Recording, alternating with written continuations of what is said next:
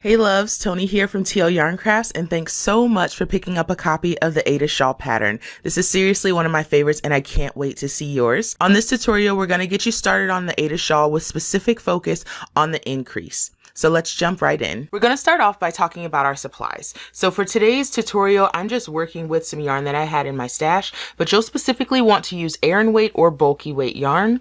Aran weight is right between worsted and bulky, so it's a really good modification to use in this pattern. The yarn that I use is We Are Knitters the Petite Wool. That is categorized as an Aran weight yarn, but you can also use bulky weight and that will work just fine. So you'll need two different colors, and I've got yardage in the pattern. I'm just using, again, some yarn that I had in my stash. And for this tutorial, I'm only going to go through kind of the first few rows, so I'm not going to get to the color changes, but I do have links in the tutorial for the color changes. You also will need a Tunisian crochet hook with a cord on it. You probably will not be able to get through this pattern just using one single straight hook. You will need something with a cord on it. So my absolute favorite hooks, and I've said this a million billion times, but they are the Denise interchangeable crochet hooks. So this is what they look like if you've never seen them before. When you open them up, they've got all of the sizes. So I'm going to grab my 10mm, and then you can start with a short cord and then you'll eventually want to go to a longer cord. I suggest having cords of varying lengths up to 50 inches, because if you start with just a few stitches on a cord that's 50 inches, it's going to be really annoying, kind of in the way. So just for the sake of this tutorial, I'm just going to grab this pink cord. It's not very long, and I'm going to put a stopper on it as well. Just like that. I've included a link in the pattern to find the Denise interchangeables hooks as well, so you can take a look at those on Amazon. So to start off, I have my yarn here, and I'm going to make a slip knot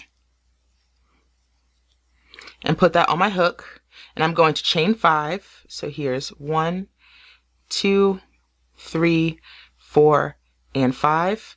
I'm going to flip that over, working in the back bump, and I'm going to pull in loops in each stitch across, so I'll have 5 loops on my hook. If you have any questions about Tunisian crochet and the basics, I do have a Tunisian crochet basics video series on my YouTube channel that is linked in the pattern. After you have this first set of stitches for your foundation here, it does mention in the pattern that every row is followed by a return pass. And here's how you do your return pass. You're going to yarn over, pull up a loop, that'll be your chain, and then yarn over and pull through 2 until there's only 1 loop left on the hook. So yarn over, pull through 2, and now I have 1 loop left on the hook, and I've completed 5 Tunisian crochet stitches for my foundation. So for row 1, I'm going to do 1 Tunisian simple stitch, and then I'm going to yarn over. So the loop that's on the hook counts as my first stitch, so I'm going to skip this first vertical bar. I'm going to put a Tunisian simple stitch in my next vertical bar, and then I'm going to yarn over. This is how I will increase throughout the entirety of this pattern, is that single yarn over. And now I'm going to Tunisian simple stitch in each remaining stitch. So pulling up the loop and keeping it on the hook. So I have 3 more stitches to go here. Now I'm at my last stitch. I'm going to rotate my work towards me and make sure I'm working under both loops of my final stitch.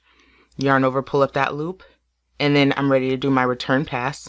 So I'll chain 1 and then yarn over and pull through 2 all the way back. So I've gone from 5 stitches to 6 stitches in this row now.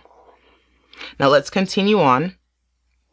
So to do my next row, I'm going to skip this first vertical bar because that stitch is the one that's on my hook, and then I'm going to Tunisian simple stitch in the next stitch, and then I'm going to yarn over. There's my increase, and then I do have to do a Tunisian simple stitch right in this bar. This was my yarn over from the previous row, so I'm going to insert behind that for a normal Tunisian simple stitch, and then simple stitch each remaining stitch in the row.